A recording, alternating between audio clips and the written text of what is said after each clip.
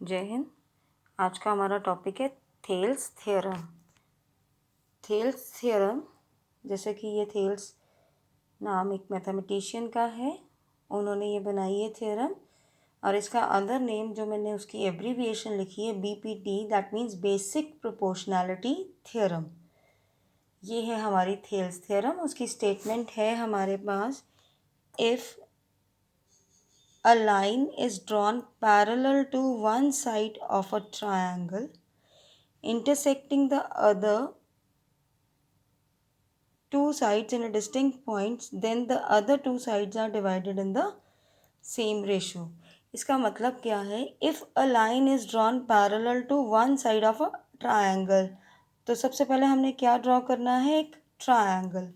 तो ये देखो, जैसे यहाँ पर हमने क्या किया? Draw triangle, and a line is parallel to one side of a triangle. एक साइड ले ली, ठीक है। जैसे हमने ली साइड, इसमें कौन सी ली? फिर बी सी के पैरेलल एक लाइन ड्रॉ कर दी हमने, ठीक है।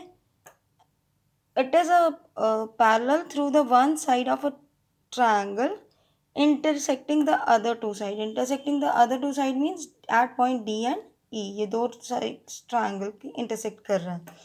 उसके बाद है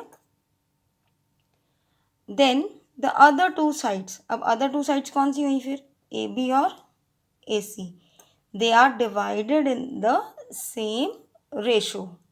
They are divided in the same ratio means AD over DB is equal to AE over EC। ये हमने प्रूफ करना है। तो फिर गिवन क्या हुआ? जैसे यहाँ पे स्टेटमेंट है उसके अकॉर्डिंग, तो गिवन हमारे पास हो गया in triangle ABC DE parallel है BC के, जैसे यहाँ पे ये गिवन है, ठीक है। अब हमने प्रूफ क्या करना है? AD over DB is equal to AE over EC, ठीक है। अब इसको प्रूफ करने के लिए हमने कंस्ट्रक्शन की है, draw EF perpendicular on AD। अगर हम AD के प्रोपेंडिकुलर ड्रॉ करेंगे तो वो AB के भी प्रोपेंडिकुलर ही होगा। DG is perpendicular to AE, तो DG is perpendicular to AC, और जॉइन BE एंड CD। यहाँ पे मैं बताती हूँ क्या क्या हमने स्टेप्स किए थे। सबसे पहले किया था EF प्रोपेंडिकुलर ऑन AB या AD। सो E से हमने एक प्रोपेंडिकुलर ड्रॉ किया कंस्ट्रक्शन में, ठीक है। और फिर हमने उसके बाद D पॉइंट से प्रोपेंडिकुलर ड्रॉ किया ऑन AE, तो this angle is right angle. Then join BE and CD। ये BE मीन्स BE और CD को ज्वाइन किया। तो ये तीन स्टेप्स जो है हमारे, ये कंस्ट्रक्शन के हो गए, ठीक। अब हम आते हैं प्रूफ पे। इसको प्रूफ कैसे करना? ये तो गिवन लिख दिया हमने कि ये ट्रायंगल गिवन है ABC, उसमें DE प्रोपेंडिकुलर है, पैरेलल है सॉरी BC के। नाउ अगर हम एरिया ले ट्रायंगल ADE का ओवर BDE, अब मैं ये ध्यान रखना, ADE ट्रायंगल जो लिया है उसमें बेस में ले रही हूँ AD। तो ये देखो, अगर मैं ट्रायंगल ले रही हूँ ADE तो उसमें बेस लिया ED, सो प्रोपेंडिकुलर क्या है उसके अकॉर्डिंग? अगर AD, अब मैं ये फिगर आपको इससे रिलेट करके बताती हूँ। ADE ट्रायंगल में EF प्रोपेंडिकुलर है, तो अच्छा एरिया ऑफ ट्रायंगल क्या होता है? Half into base into height.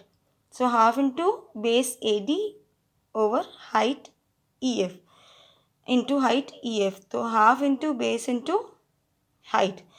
अब यहाँ पे ध्यान से देखो, triangle area of triangle BDE, BDE। अच्छा, ये अब ट्रायंगल ऐसे है, ठीक है। अगर हम इसको रोटेट करें तो ये ट्रायंगल ऐसे बन जाएगा, ठीक है।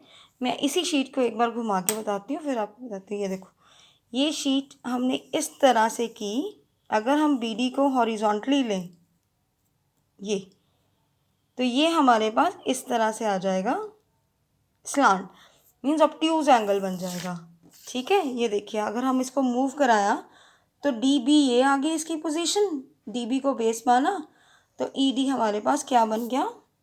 Obtuse angle. और ऑब्ट्यूज जो ट्रायंगल होती है उसका परपेंडिकुलर हमेशा आउटवर्ड होता है, तो आउटवर्ड परपेंडिकुलर का मतलब परपेंडिकुलर EF ही रहना है इस ट्रायंगल का भी। ये जो ट्रायंगल है इसका, इस ट्रायंगल का परपेंडिकुलर हमारे पास EF ही होगा। तो यहाँ पर भी लिखेंगे half into base DB into height EF। तो half into base into height, height cancel होगी, हाफ भी कैंसिल हो गए, तो AD ओवर DB, इसको हमने 1 मार्क कर लिया। सिमिलरली हमने अब ट्रायंगल लिया फिर से ADE और CDE, लेकिन इस टाइम पर हमने ट्रायंगल ADE में बेस मानी AE। अब बेस कौन सी मानी है? AE। AE बेस मानेंगे तो DG जो है वो परपेंडिकुलर होगा, ठीक है। और अगर CDE वैसे ही ट्रायंगल करें हम उसको रोटेट, तो वो हमारे पास ये परपेंडिकुलर बन जाएगा, ठीक है, DG। सो ये बन जाएगा हमारे पास। तो इसके अकॉर्डिंग क्या आ जाएगा? Half into base into height, half into base into height, ये कैंसिल हो गया, DG कैंसिल हो गया, हमारे पास आ गया AE ओवर EC। अब फ्रॉम फर्स्ट एंड सेकंड ध्यान से देखो, हमारे पास जिसको मैंने मार्क किया है यहाँ पर भी ADE है, यहाँ पे भी AD है। डिनोमिनेटर की टर्म्स को इसका मतलब इक्वल करें तो हमारे पास ये जो प्रूफ करनी है टर्म वो इक्वल हो सकती है ना। अब ये डिनोमिनेटर जो मैंने मार्क किए हैं सर्कल, ये कैसे इक्वल होंगे? We know that triangles on the same base, पिछली क्लास में हमने किया था इसको कि ट्रायंगल्स जो सेम बेस और बिटवीन सेम पैरेलल्स होते हैं they are equal in areas, ठीक है। तो they are same equal in areas. तो area of triangle BDE is equal to area of triangle CDE।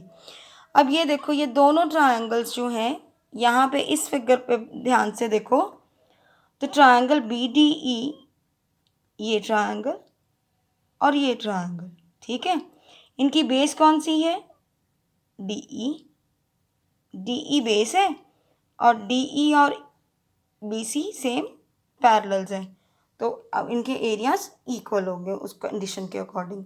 तो जब ये इनके एरियाज इक्वल हो गए तो ये इक्वल होगी साइड, लेफ्ट साइड, ठीक है। तो लेफ्ट साइड इक्वल होगी, तो देन फिर हमारे पास फ्रॉम 1 and 2 क्या आ जाएगा result?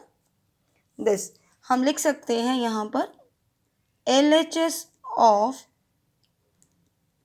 1 equal to LHS of 2. So therefore from 1 and 2 AD over DB is equal to AE over EC, hence the result.